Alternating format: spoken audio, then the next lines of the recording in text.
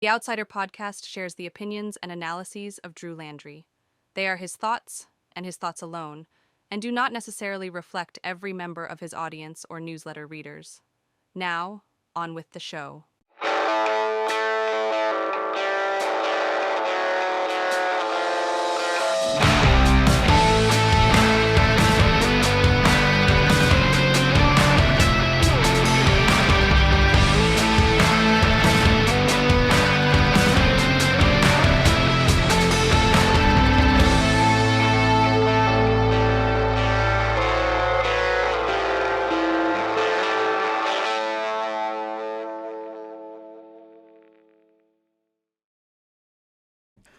Hey there, welcome in to another episode of the Outsider Podcast. I'm your host, as always, Drew Landry. Folks, it's good to be with you. Thanks for tuning in to the best politics podcast west of I-35. It's awesome to be with you. Thanks for tuning in. Don't forget, you can always subscribe to the Outsider Podcast on Apple Podcast, on Spotify, on Substack, which you get it first there if you're a newsletter subscriber. And you can find me on YouTube, where you get to see the video, the visuals, where I'll actually give you a video evidence, an actual visual of the things that I say, so that you know I'm not just making this stuff up. I'm actually found it and I put it in here. And so you can find me by searching the Outsider Podcast in all of those platforms. Hit that subscribe button, hit that like button. And make sure you hit that notifications bell or allow notifications so you never miss any new content. I'd hate for you to have to miss any new content. So this is a way where you don't miss new content. Okay. So let's get into it here. I have two items that I really want to talk with you about. One is Senator Cornyn is getting an interesting list of endorsements for his runoff race, and we'll spend some time talking about that and who they are and what they are and why they're important. And what I want to start with, though, is the special elections that happened in Florida. All right, just earlier in this week, there were two special elections in the Florida legislature. And both of them had Mar-a-Lago in their districts. Really amazing. And so this leads us to a further conversation about something that the president doesn't like, but he also does. and that will lead us to voting by mail. Now, let's get into it here. These special elections that took place where House District 87, where, with these special elections, turnout's going to be pretty low. And so you had about maybe 28%, maybe 29% of the voter turnout in that special election, and even in the Texas Senate election. So turnout was lower than what they wanted. Of course, it was probably as low as special elections go anyway. But the Democrat was able just to outperform everybody, and good for her getting that turnout out and, for actually turning out the vote and becoming the winner. So let's understand a little bit about this. It was in the House district race. It was Democrat Emily Gregory who defeats President Trump endorsed the Republican candidate. And kind of amazing how this was a Republican district, and so was the state Senate seat, was also a Republican held seat, and the Democrats flipped them. They beat them. They win a seat. They win two seats in Trump's backyard. This is kind of amazing because two reasons, and they have nothing to do with the Florida legislature or where Florida could possibly even be going. Here's the reason for that. Here's the reason why it doesn't include that. Because Florida really hasn't changed all that much in terms of its ability to elect Democrats on a statewide basis. Ron DeSantis had a pretty solid reelection bid. It looks like it's still going to elect Republicans for governor and all the other statewide races. So, in the last 4 presidential elections, it's voted for the Republican. Okay, well, I guess I should say 3 in 2016, 20, and 24 by fairly large margins. Like they weren't really as close as they used to be. So it's really no longer a swing state. It's now a Republican state. So it didn't change in that term, nor did it change the legislature because it's the legislature is still a Republican supermajority. Here's why it is such a big deal on a more national scale. It speaks to the Democratic enthusiasm that actually that Democrats are winning in places that they don't usually win. And there's a genuine enthusiasm for Democrats and among Democrats. Because let's understand that this district and the people who actually showed up were more Republican than Democrats, than on the Democratic side. It's just that the Democratic candidate was able to attract a large chunk of moderate Republican voters. So that message that the Democrat was bringing out was much better than what the Republican was saying. So here's where things get a little crazy. This happened in the president's backyard. He now claims Florida as his home and all that sort of thing. That's fine. People can move. They can do all that. That's not a problem. What's funny is the president is still obsessed about mail-in ballots. And guess how he voted in this election? Because he did vote. He voted in both of these elections. You want to guess how he voted? By mail. He voted by mail.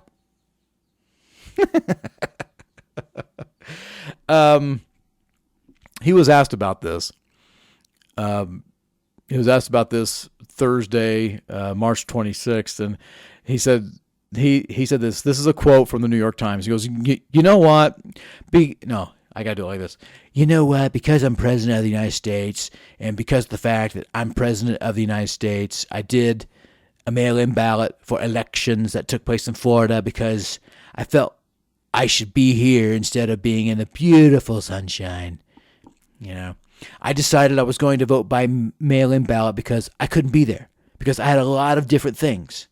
So I was away, mostly in Washington, D.C. Okay.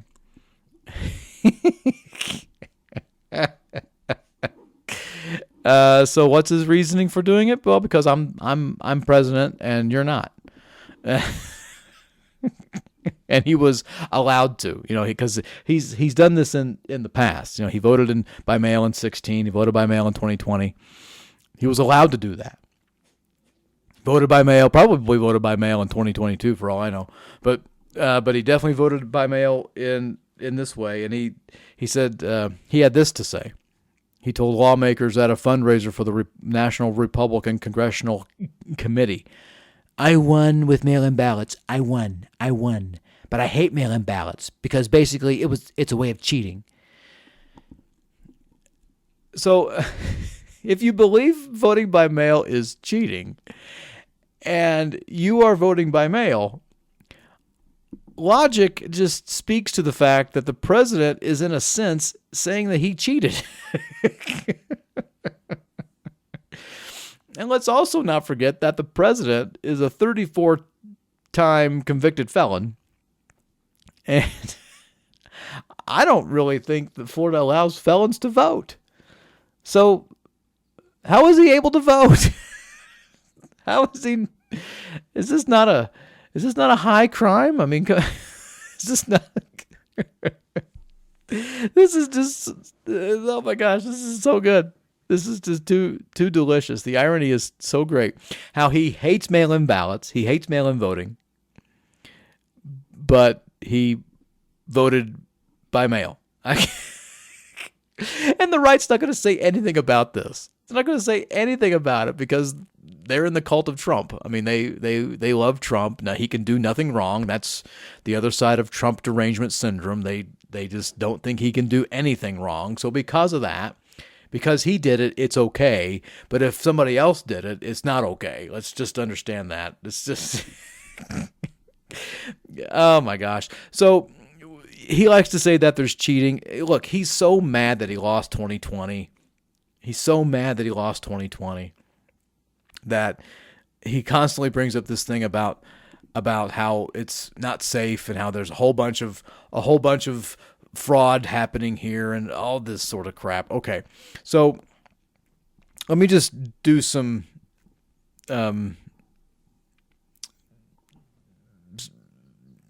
basic analysis here for you. From the National Conference of State Legislatures. All right, this table that I'm going to show you shows the mail voting practices and policies by states.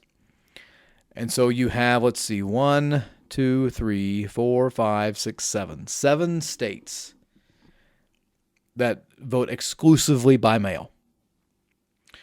And then you have a whole host of other states that have no excuse absentee voting.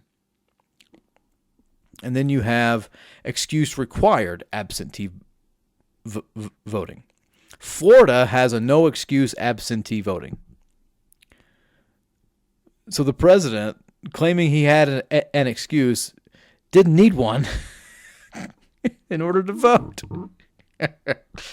I'm sorry. I said 7. There are 8. I forgot Hawaii. Sorry, Hawaii. But there's 1, 2, 3, 4, 5, 6, 7, 8. So we're talking about California, Colorado, okay, Hawaii, Nevada. Let's see here.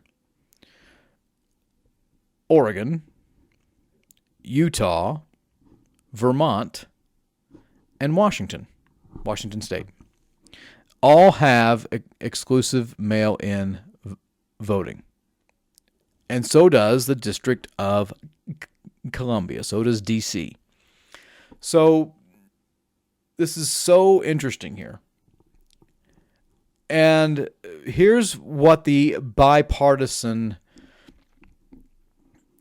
center, the Bipartisan Policy Center, has shown us about mail-in ballots, that they're on about the same scale as those who vote in person, either in election day or in early voting period.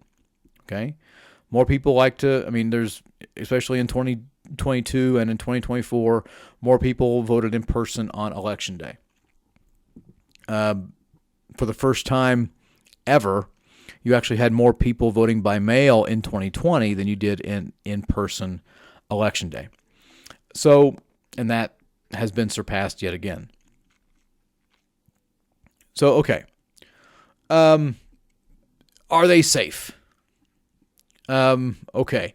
So the answer is absolutely they are safe, because every mail-in ballot is verified for eligibility after it's returned by the voter. The mail ballot envelopes typically require a voter's signature, identification number, or other identifying information. Before a ballot is counted, okay, election officials check to make sure that the signature or identification number matches that which is on file. The mail ballot also must be postmarked, received by an election office, or both by a date set in state law. Once validated, the ballot is separated from its envelope and sorted for counting.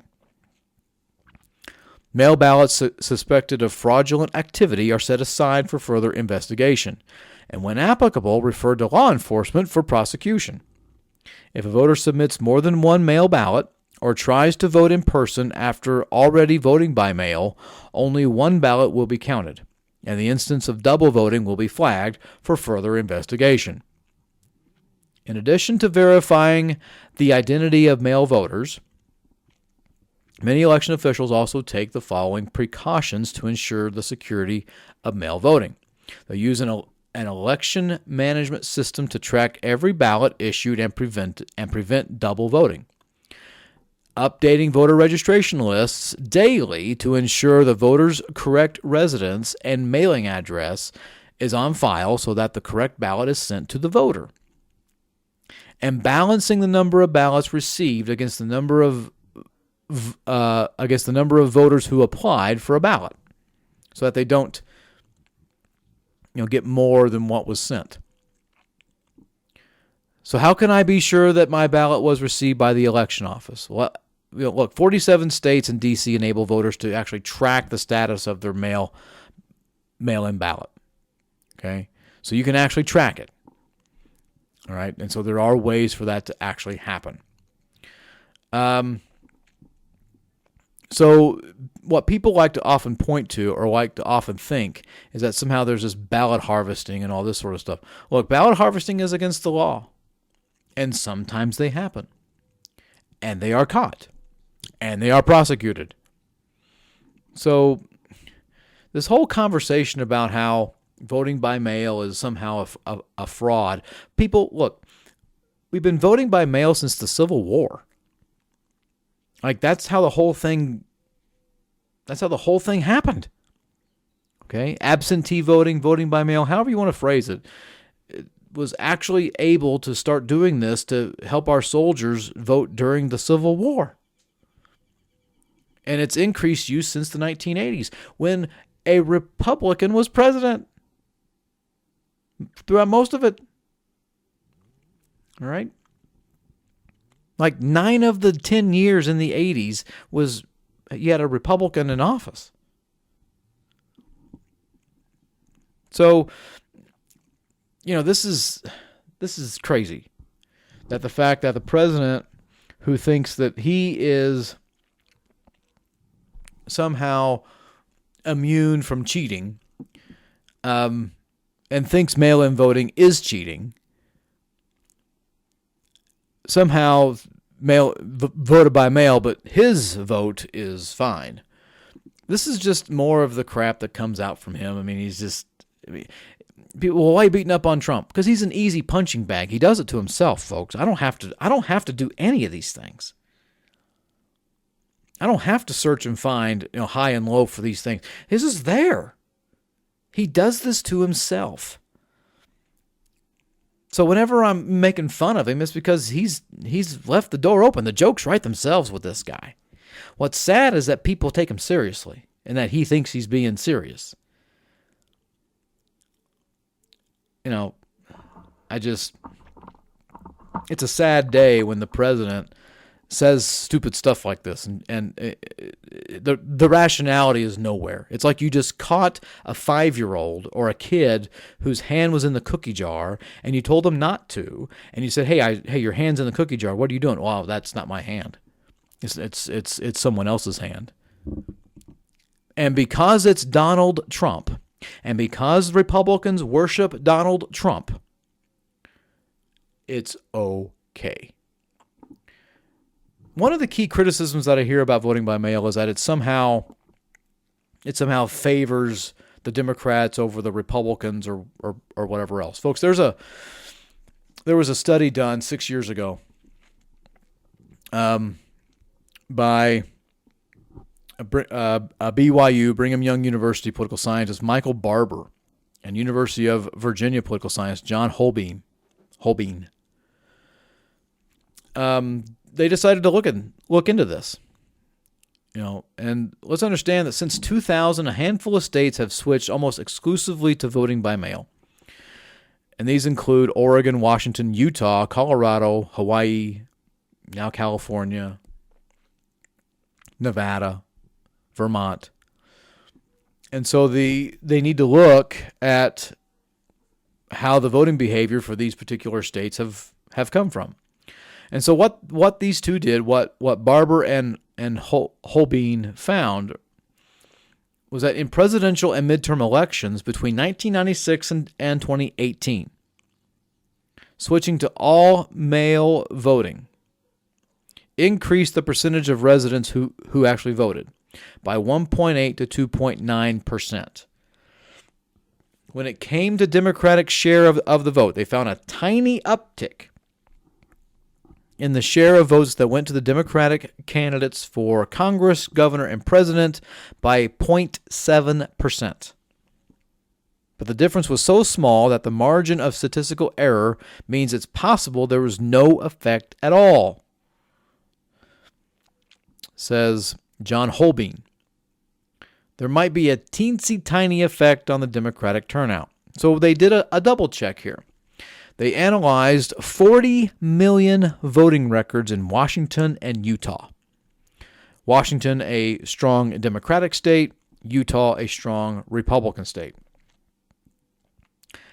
And the apparent lack of partisan effect could be, well, what they ended up finding was that there was no statistically significant difference in voting levels by Democrats versus Republicans. So it gave them a chance, doing it this way gave them a chance to compare voter behavior in solidly conservative and Democratic-leaning states like Utah, which was a conservative state, Washington being a more liberal state, more progressive state. And so since the switch, there's nothing statistically significant to suggest one over the other. The apparent lack of a partisan effect could be because the increase in turnout triggered by mail-in ballots is relatively small.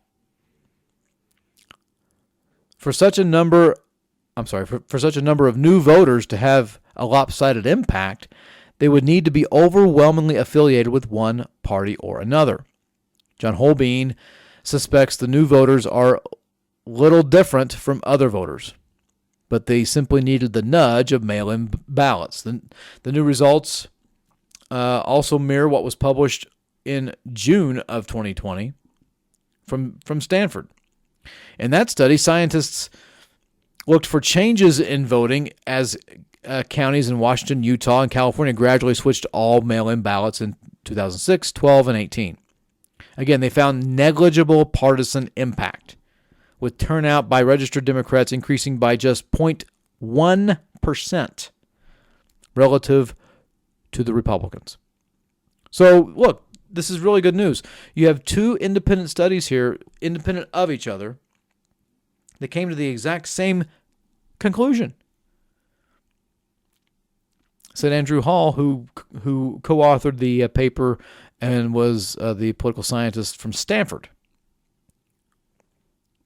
So research shows that any partisan impact is pretty small, and any sort of gain that was held by the Democrats needs super close scrutiny. There could be a future study. This is from another political scientist who has asked his opinion on this from MIT, Massachusetts Institute of Technology. So Charles Stewart says that I could imagine a future study that had more observations and more statistical power finding that some of these effects were statistically significant. So it could lead to more partisan gains by one party or the next. It could. But what we have found so far is that it hasn't. Well, then there's the question of whether the past has a predictive power for the election in 2020, and it goes on to talk more about how this could how it could affect the 2020 election, because that's when this paper was done. So let's understand what I found here. What I have read to you. I didn't do this research. I'm not going to plagiarize this. These are done by wonderful political scientists Michael Barber and John Holbein. And they have said that there's no partisan advantage. None. So mail-in voting is safe, no partisan advantage, and so what's the problem? The problem is the president doesn't like it, unless he's doing it. That's just what it is.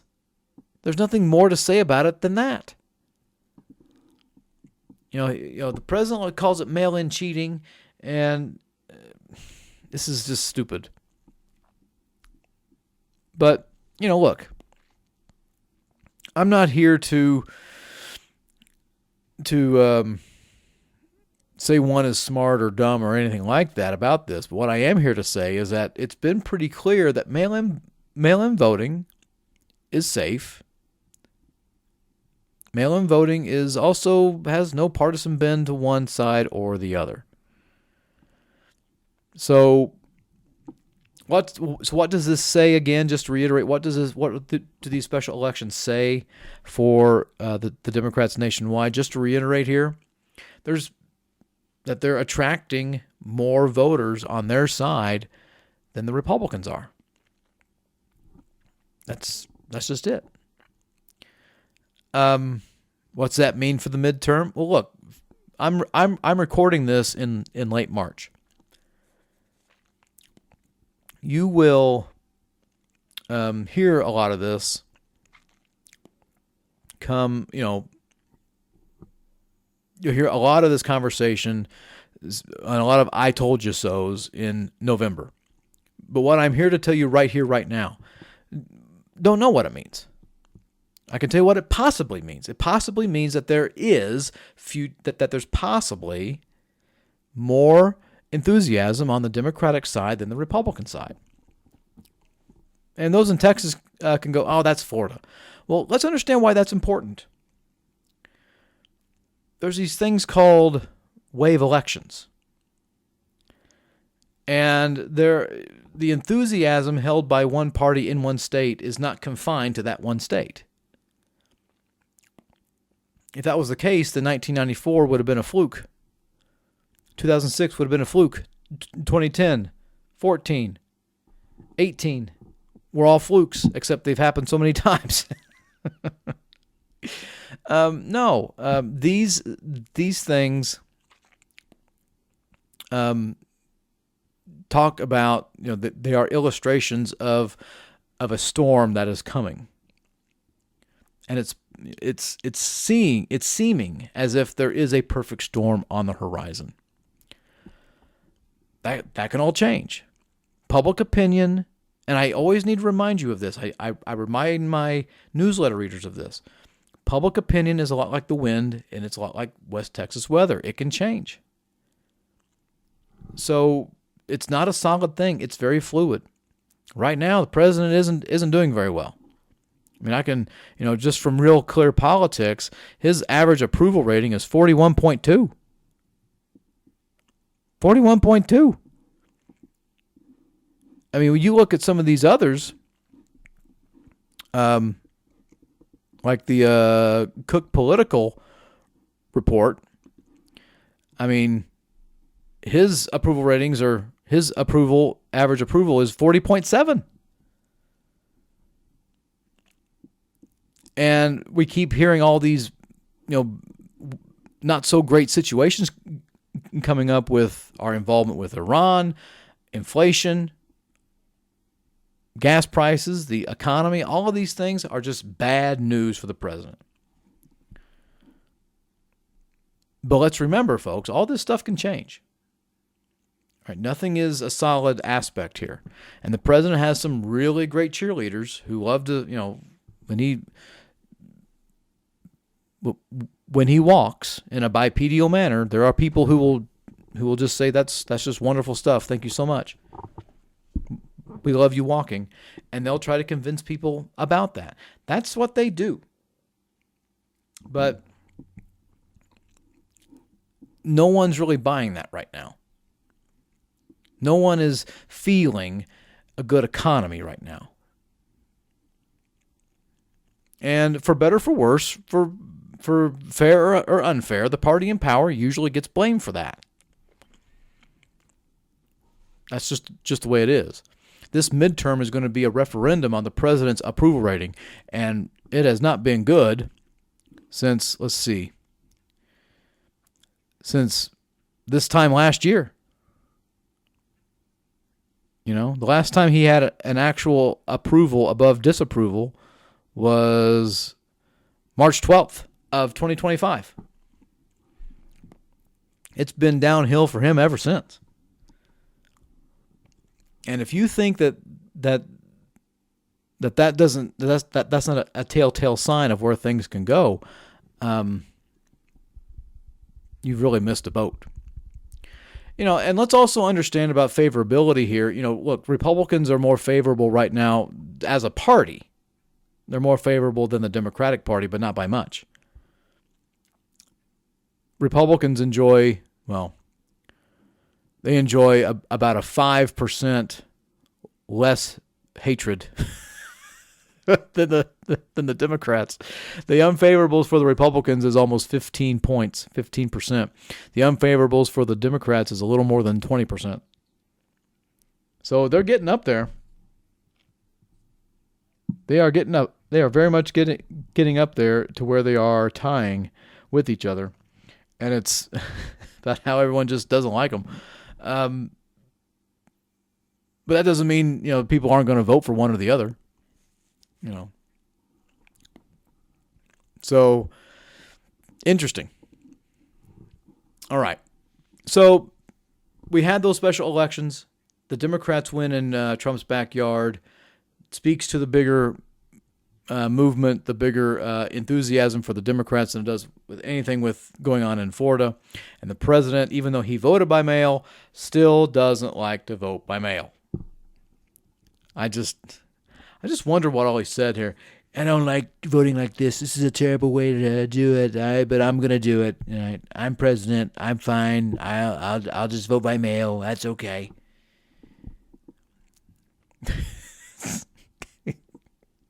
I don't know. I mean, such cognitive dissonance is pretty wonderful. Good for him. Okay. Now, the other thing I wanted to mention to you was that Senator John Cornyn, who's in this runoff with Kim Paxton, the Attorney General, recently released a set of endorsements. Okay. And kudos to Patrick Vitek from, I want to say he's now with the Texas Tribune. Again, if I'm wrong about that, somebody will hopefully tell me. But he made a post on X this morning, well, on the morning of whenever I am recording this.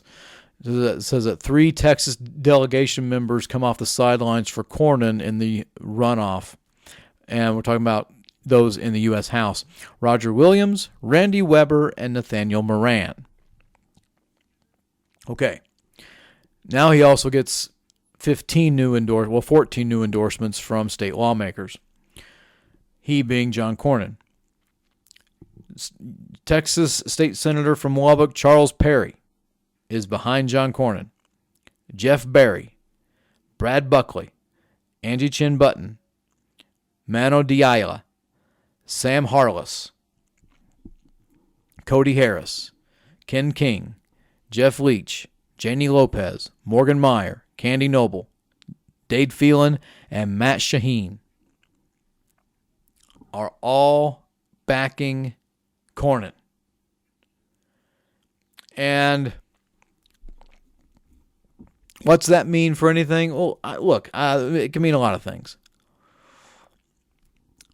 It can mean that this is these elected officials' efforts to back John Cornyn because they don't want Kim Paxton to be the nominee. It could easily be that. But I also think it's really interesting that, Charles Perry is a Texas senator, so he's not included in this. And Jeff Berry is a freshman, so he's not included in this either. So of the 13 who are endorsing, who are going to be counted here, are endorsing Cornyn. Jeff Berry is not mentioned. 12 of those 13 voted to impeach Kim Paxton. Brad Buckley, Button, Angie Chin Button, Diala, Cody Harris,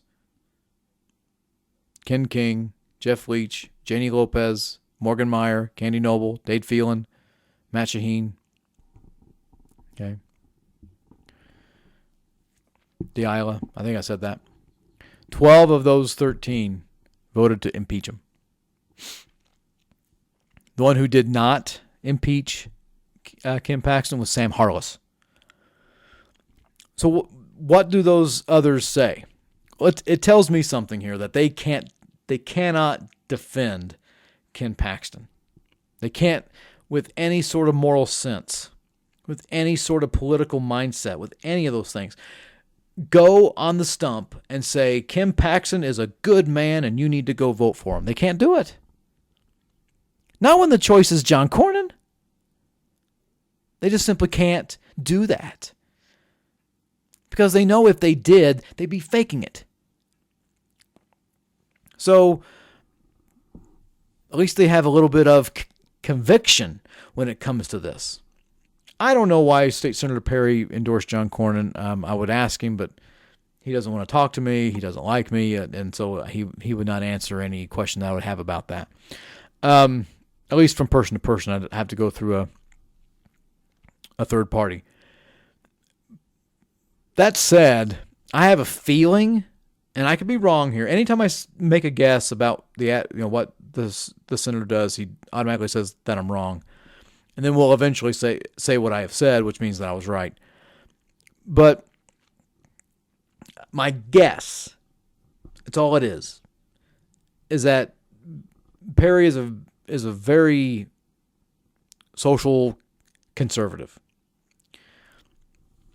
And I think the cultural issues that Paxton has been a bit of a turnoff for Perry. I think with the divorce and the extra affair with the Christian influencer who has like 39 kids, may have been a bridge too far for Charles Perry. Again, I don't know. I don't talk to Perry. Perry don't talk to me. But that's a guess. And I could be wrong. And if I am, I will admit it. I admit when I'm wrong on here. But I think it's really interesting that his name was on this list. But because he's a state senator, he had no impeach vote. But and Jeff Berry was not in the House at the time. But Brad Buckley, Angie Chin Button, Mano Diala, Cody Harris, King, Jeff Leach, Jenny Lopez, Morgan Meyer, Candy Noble, Dade Phelan, Matt Shaheen. We're all yep. They all voted yep. They all wanted Ken Paxton to be impeached. And it's a lot like Taylor Swift, and now they have bad blood. Because Ken Paxton has also gone after them in elections. He's backed them. And this is why I'm so interested as to where State Representative Carl Tepper out here in Lubbock is, and Texas House Speaker Dustin Burrows is. Now, why do I care about that? Well, look, Burrows voted to impeach Ken Paxton. Ken Paxton endorsed a Republican challenger to go up against Dustin Burrows in 2024. Wade Cowan. And Paxton came up here and was on the revenge tour and all this sort of thing. And Paxton lost. Burrows is victorious here. Burrows is now House Speaker. Ken Paxton didn't want Burrows to be House Speaker. But Ken Paxton has kind of licked some wounds and said, I was wrong about Dustin Burrows. Have they buried the hatchet? I don't know. Maybe. Maybe they have, maybe they haven't. I don't know. Again, Dustin Burrows doesn't talk to me. He's blocked me on social media. I can't get a hold of him. And even if I did, he wouldn't respond to me anyway. But that aside, I'm not complaining about it. I'm just stating a fact. I don't toss and turn at night about how these officials don't respond to me. So I don't care that much. But I would love to hear where House Speaker Dustin Burrows stands on this. Is he going to back Ken Paxton in this primary? Has someone asked him that? And I think he ought to go on the record. I think someone has to ask him about this on the record, because Paxton and Burrows have a history. Let's just be clear about that. They have a history. And it's not exactly a good one. I mean, it was Kim Paxton who took part in that idiotic mockumentary that this activist who made called The Dirty Dozen or whatever the heck it is, trying to say that Democrats have, that they run the Texas House, which is a laugh. Anyone who really believes that doesn't know anything. I'm just telling you that right now. If you honestly believe that, then I've got some oceanfront property to sell you off Indiana Avenue in Lubbock, Texas. But Paxton he participated in that. He was very much clear that now House Speaker Burrows was part of this dirty dozen of people who blocked all the conservative things and supported all these moderates and all these rhino and all this sort of crap and all this malarkey. It's laughable. It's painfully laughable. So that's why I'm very much concerned. Well, concerned is not it. Curious whether or not Burrows is going to come out and say, Kim Paxton is a good man. Love Kim Paxton. Love him. Kim Paxton. Well, that's probably how he says it, more robotic than anything else. Is a good man. I just can't wait to hear this. So anyway, I find that interesting. Hopefully you do as well. I think those are really the big things I wanted to discuss with you in this podcast. Yes, some other things have happened. Other people have their takes on them. This is something that many people probably won't have a take on.